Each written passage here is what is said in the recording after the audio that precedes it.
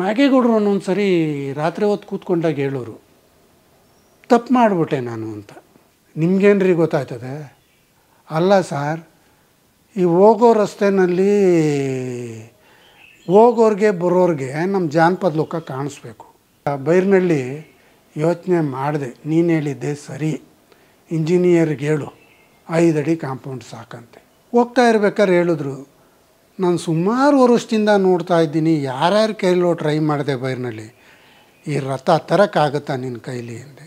ಲೋಕಕ್ಕೆ ಬೇಕಲ್ವ ಸಾರ್ ಅಂದೆ. ಹೌದು ಅಂದರು. ಸರಿ, ಇನ್ನೊಂದು ವಾರದಲ್ಲಿರುತ್ತೆ ಬಿಡಿ ಅಂದೆ. ಏನಯ್ಯ ವಾರ ಅಂದು 3 ದಿನಕ್ಕೆ ತಂದಿದ್ದೀಯಾ ಅಂದರು. ತಂದೆ ಸರ್. ಯಾರ ಶಿಷ್ಯ? ನಿಮ್ಮ ಶಿಷ್ಯ ಅಲ್ವಾ ಅಂದೆ.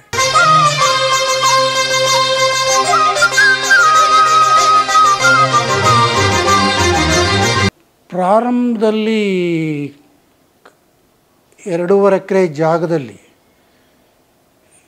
ಈಗ ನಾಗೇಗೌಡರ ಸ್ಟ್ಯಾಚ್ಯೂ ಇದೆಯಲ್ಲ, ಆ ಬಿಲ್ಡಿಂಗ್ ಪ್ರಾರಂಭ ಆಗಿತ್ತು. ಲೋಕಮಾತಾ ಮಂದಿರ. ಎಲ್ಲದಕ್ಕೂ ಲೋಕ ಅಂತಲೇ ಇಟ್ಟಿದ್ದಾರೆ. ಲೋಕಮಾತಾ ಮಂದಿರ ಇತ್ತು.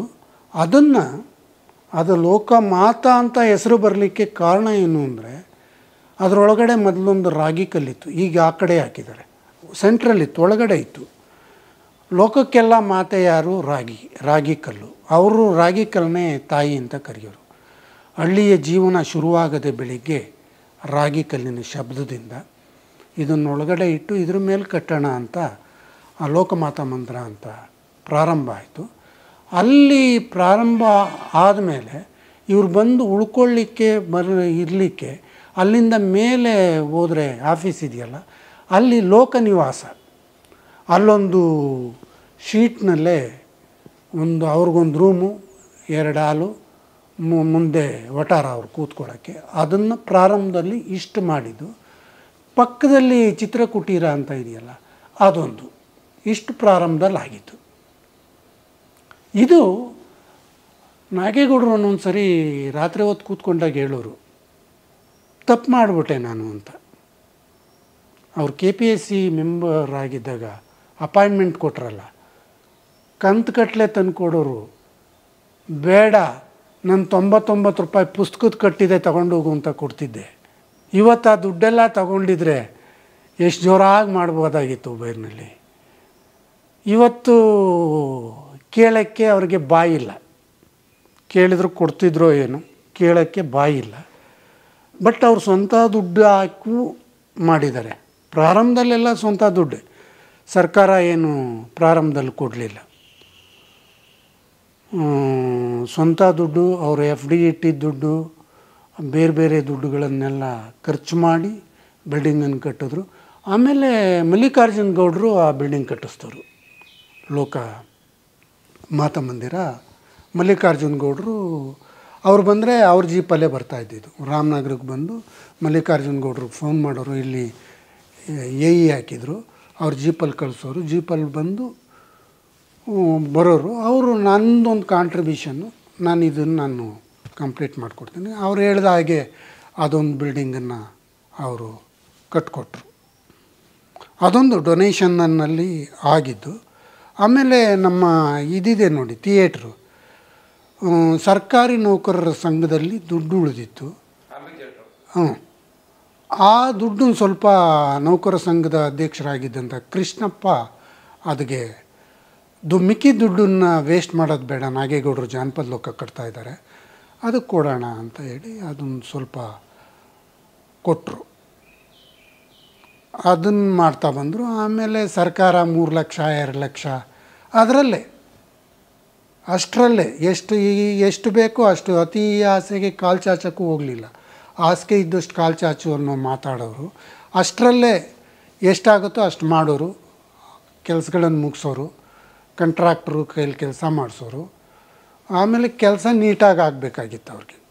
ಮಕ್ಕಳೆಲ್ಲ ತುಂಬ ಚೆನ್ನಾಗಿದ್ದರು, ಹೆಣ್ಮಕ್ಳೆಲ್ಲ ಚೆನ್ನಾಗಿದ್ದರು. ಬಟ್ ಯಾರ ಹತ್ರನೂ ಅವರು ಈ ತೋಟ ಥರ ಕಾಣ್ತಾ ಇದೆ. ಒಳಗಡೆ ಹೋದರೆ ಒಂದು ಕಿರು ಅರಣ್ಯ ಥರ ಅಥವಾ ಒಂದು ತೋಟದ ಥರ ಫೀಲ್ ಆಗುತ್ತೆ. ಅದೇನು ಮೊದಲೇ ಅವರು ಜಮೀನು ಕೊಂಡ್ಕೊಂಡಾಗ ಇದ್ದಾಗ ಅದು ಇಲ್ಲ ಡೆವಲಪ್ ಮಾಡಿದ್ದು ಇಲ್ಲ. ಅದಕ್ಕೆ ನಾಗೇಗೌಡರು ವಿರೋಧ ಇತ್ತು ತೆಂಗಿನ ಸಸಿ ಕಟ್ಟಕ್ಕೆ. ಒಂದು ಅಕಸ್ಮಾತ್ ಡೆವಲಪ್ ಆಗಿ ಆಡಿಟ್ ಬಂದು ತೆಂಗಿನಕಾಯಿ ದುಡ್ಡು ಕೇಳಿದ್ರೆ ಏನ್ರಿ ಮಾಡ್ತೀರಾ ಅಂತ ಕೇಳಿದ್ರು. ಜೊತೆಗೆ 2 ರಸ್ತೆಗಳ ಮಧ್ಯೆ ಎರಡು ಕಡೆಯೂ ತೆಂಗಿನ ಸಸಿ ನೆಡ್ತಾ ಹೋದರೆ ಇದೊಂದು ಜಾನಪದ ಲೋಕ ಅನ್ಸ್ಕೊಳ್ಳಲ್ಲ, ಯಾವುದೋ ಎಸ್ಟೇಟೋ ಇದು ಅನ್ಸ್ಕೊಳ್ಳುತ್ತೆ, ಇನ್ನು ಹಾಕೋದು ಬೇಡ ಅಂತ ಅಷ್ಟೇ. ಗೇಟಿಂದ ನಮ್ಮ ಲೋಗೋದವ್ರಿಗೂ ಅಷ್ಟಕ್ಕೆ ಪರ್ಮಿಷನ್ ಕೊಟ್ಟರು. ತಂದುಬಿಟ್ಟಿದ್ದು ಗಿಡ ಹಾಕಿದ್ವಿ. ಇಲ್ಲ ಯಾವುದೋ ಒಂದು ಪ್ರೈವೇಟ್ ಎಸ್ಟೇಟ್ ಥರ ಒಂದು ತೋಟದ ಥರ ಕಾಣಿಸುತ್ತೆ ಇಲ್ಲ ಅಂದರೆ ಅಂತ. ಈ ಆ ಮುಂದೆಗಡೆ ಕಾಂಪೌಂಡ್ ಕೊಂಟಿದ್ರಲ್ಲ, ಅದಕ್ಕೊಂದು ಒಳ್ಳೆ ನಿದರ್ಶನ ಇದೆ. ಕಾಂಪೌಂಡ್ ಆಗ್ತಾಯಿತ್ತು. ಆ ನಾಗೇಗೌಡರು ಇದ್ದವರು ನಮ್ಮ ಇಂಜಿನಿಯರ್ಗೆ 7 ಅಡಿನ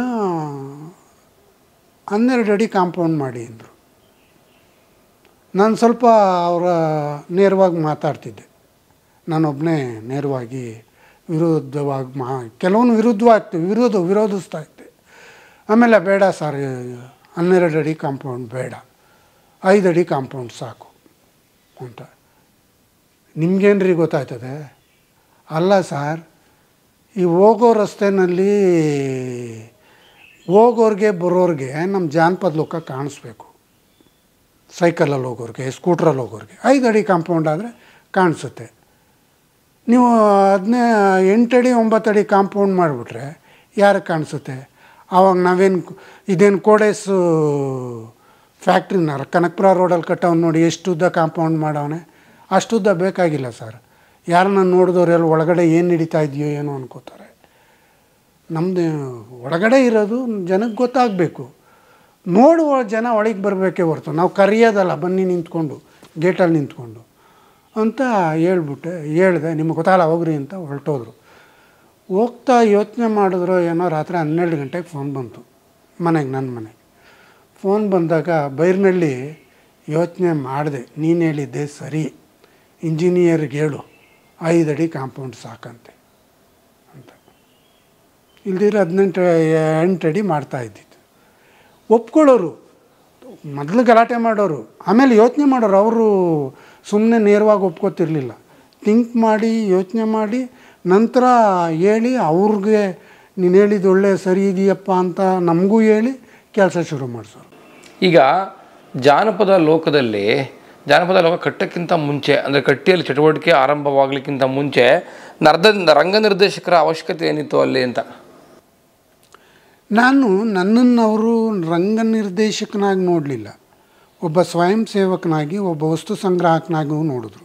ಮೊದಲನೇ ಟಾಸ್ಕ್ ಕೊಟ್ಟಿದ್ದು ನಾಗೇಗೌಡರು ನನಗೆ.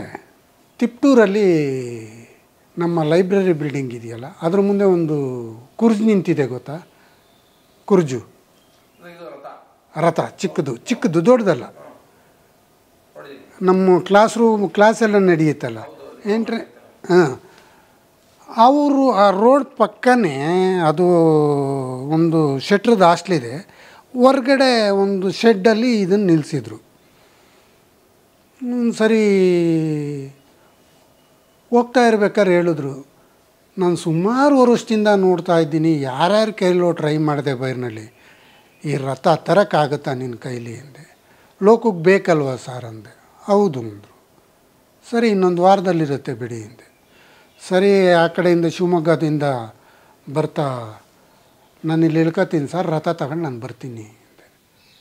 ನಾನು ಎಂತೆಂಥದ್ದು ಟ್ರೈ ಮಾಡಿದ್ನಲ್ಲಪ್ಪ, ಬಿಡಿ ಸರ್, ನನ್ನ ಕ್ಷೇತ್ರ ಇದು, ನಾನು ತತ್ತೀನಿ ಅಂದೆ.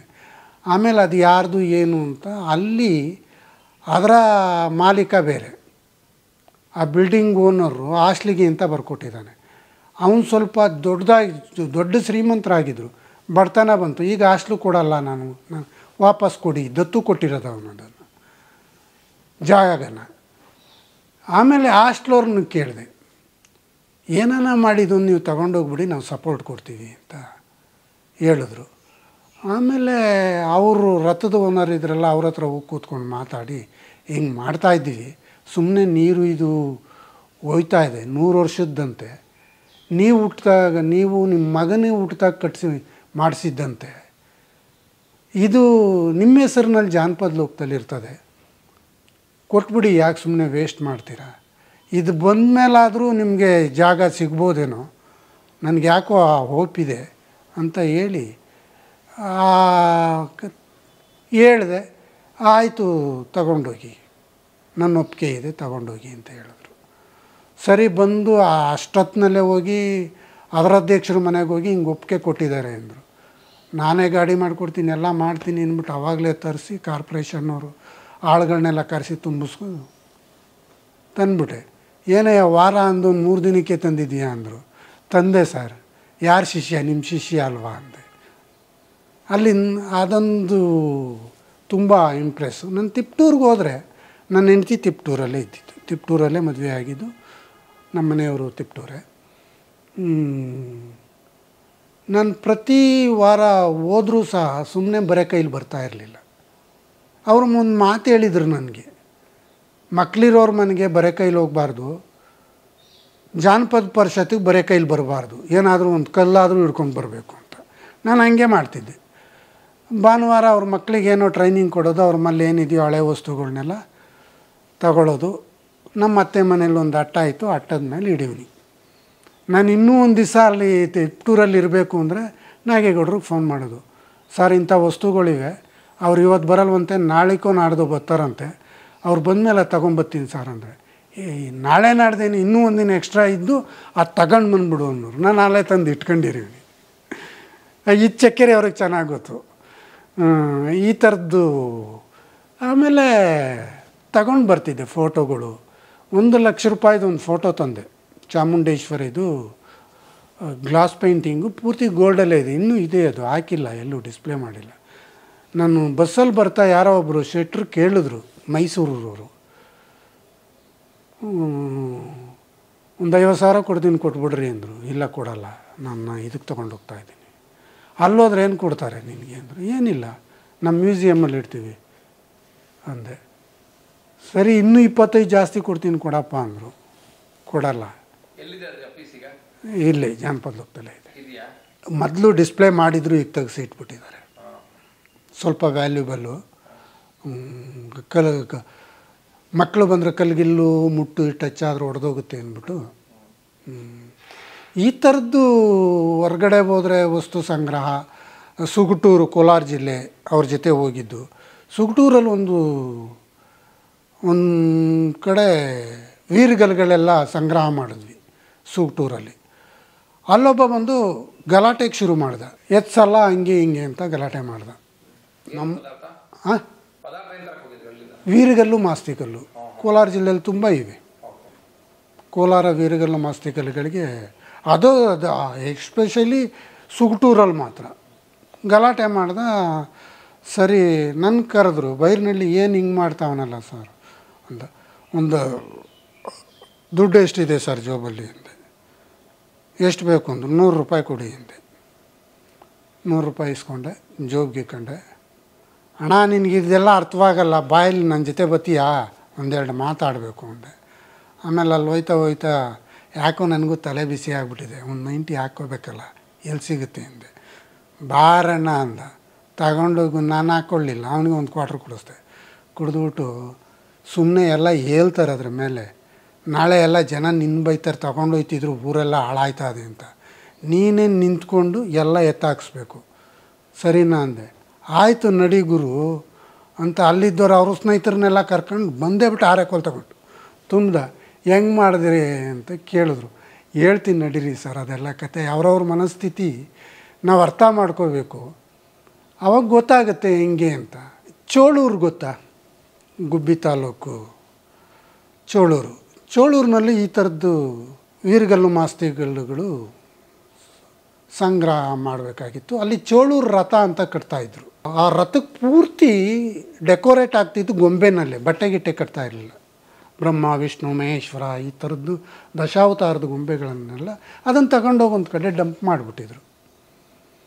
ಇನ್ನು ನನ್ನ ತಿಪ್ಟೂರಲ್ಲಿ ನನ್ನ ಸ್ನೇಹಿತ ಒಬ್ಬ ಸೋಮು ಅಂತ ಪತ್ರಕರ್ತ, ಅವನು ಬೈರ್ನಲ್ಲಿ ಇಂಥ ಕಡೆ ಹಿಂಗಿವೆ, ಲೋಕಕ್ಕೆ ಅನುಕೂಲ ಆಗ್ಬೋದು, ಏನೋ ಮಾತಾಡ್ತೀನಿ ತಗೊಂಡು ಹೊರಟೋಗಿ ಅಂತ.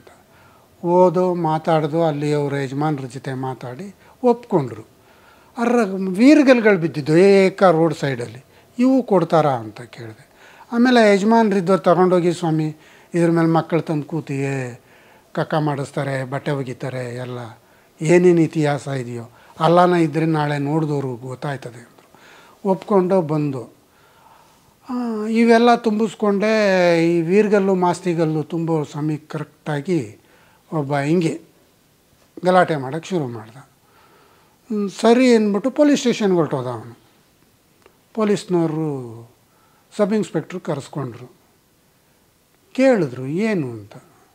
ನಾನು ನಮ್ಮ ಹತ್ರ ಯಾವಾಗಲೂ ಒಂದು ಫೈಲ್ ಇರೋದು, ನಾಗೇಗೌಡರ ಲೆಟ್ರು, ನಾವೇನು ಮಾಡ್ತಾಯಿದ್ದೀವಿ, ನಾನು ಯಾವಾಗಲೂ ಇಟ್ಕೋತಿದ್ದೆ. ಅದು ತಗೊಂಡು ಮುಂದೆ ಇಟ್ಟೆ. ನಾಗೇಗೌಡರು ಮಾಡ್ತಾ ಇರೋದಾ, ನೀನು ಯಾರೋ ಅಂದರು. ನಾನು ಇಲ್ಲೇ ಸರ್, ತಿಪ್ಟೂರದೇ ನನಗೆ ಹೆಣ್ಣು, MC ನಾರಾಯಣಗೌಡರು ಗೊತ್ತಾ ಅಂದೆ. ಗೊತ್ತು ಹೇಳಪ್ಪ ಅಂದರು. ಅವರ ಅಕ್ಕನ ತಂಗಿ ಮಗಳನ್ನೇ ನಾನು ಮದುವೆ ಆಗಿರೋದು. ಗೌಡ್ರೆ ಹೇಳಿದ್ರು ಅಲ್ಲಿದೆ ತಗೊಂಡೋಗಿ ನಾನು ನೋಡಿದ್ದೀನಿ ಅಂತ MC ನಾರಾಯಣಗೌಡ್ರೆ ಹೇಳಿದ್ರು. ಅದಕ್ಕೆ ಬಂದು ಸರ್ ಅಂದರು. ತಕ್ಷಣ ನಾರಾಯಣಗೌಡ್ರಿಗೆ ಫೋನ್ ಮಾಡಿದ್ರು. ಹಿಂಗೆ ನಿಮ್ಮ ತಂಗಿಯವ್ರ ಅಳಿಯ ಇಲ್ಲಿ ಹಿಂಗೆ ಬಂದಿದ್ದಾರೆ, ವೀರ್ಗಲ್ಲು ಮಾಸ್ತಿಗಲ್ಲು ಜಾನಪದ ಲೋಕಕ್ಕೆ ತಗೊಂಡೋಗ್ಬೇಕು ಅಂತ. ಫಸ್ಟ್ ನೀನೇ ನಿಂತು ಎಲ್ಲ ಲೋಡ್ ಮಾಡಿ ಕಳಿಸು ಅಂತ ಅವ್ರು ಆ ಕಡೆಯಿಂದ ಹೇಳಿದ್ದಾರೆ. ಸರಿ, ಅವರೇ ಬಂದು ನಿಲ್ಸಿ ಅವನಿಗೆ 4 ಬಿಟ್ಟು ಎಲ್ಲ ತುಂಬಿ ಕಳಿಸ್ಕೊಟ್ರು. ಆಮೇಲೆ ಅದು ಡಿಸ್ಪ್ಯೂಟ್ ಆಗುತ್ತೆ ಅಂತ ನಾಗೇಗೌಡರಿಗೆ ಗೊತ್ತಿದೆ, ನನ್ನ ಜೊತೆ ಬಂದಿದ್ದವ್ರಿಗೂ ಗೊತ್ತಿದೆ, ಸಂಗ್ರಹಕ್ಕೆ ಹೆಸರು ಹೇಳೋದು ಬೇಡ, ಬಂದಿದ್ದವ್ರಿಗೂ ಗೊತ್ತಿದೆ. ಬಟ್ ನನ್ನೊಬ್ಬನ್ನೇ ಬಿಟ್ಟು ಇವರು ಬಂದರು. ನಾಗೇಗೌಡರು ಅವ್ರಿಗೆ ಹೇಳಿದ್ರು ನೀವು ಇದು ಬನ್ನಿ ಅಂತ. ಇಲ್ಲ ಸರ್ ನನಗೇನೋ ಎಕ್ಸಾಮ್ ಇದೆ ಅಂತ ಅವ್ರು ಬಂದುಬಿಟ್ರು. ಸರಿ ಸರ್ ನೀವೇನು ಚಿಂತೆ ಮಾಡಬೇಡಿ, ನಾನು ತೊಗೊಂಡು ಬರ್ತೀನಿ ಅಂತ ಹೇಳಿ ತೊಗೊಂಡು ಬಂದೆ. ಅಲ್ಲಿಗೆ ಬಂದು ಫೋನ್ ಮಾಡಿದೆ, ತಂದೆ ಸರ್ ಅಂತ. ಬೆಳಗಿನ ಜಾವ ಬಂದು ಫೋನ್ ಮಾಡಿದಾಗ ಆ 8 ಗಂಟೆ ಹೊತ್ತು ಬಂದೇ ಬಿಟ್ಟರು. ಈ ಥರದ ಕೆಲಸಗಳನ್ನು ಅವರು ನನ್ನಲ್ಲಿ ಮೆಚ್ಚಿದ್ದು. ನಾಟಕಗಳು ಶುರುವಾಗಿದ್ದು, ತರಬೇತಿ ಶುರುವಾಗಿದ್ದು ಜಾನಪದ ಲೋಕ ಉದ್ಘಾಟನೆ ಆದಮೇಲೆ.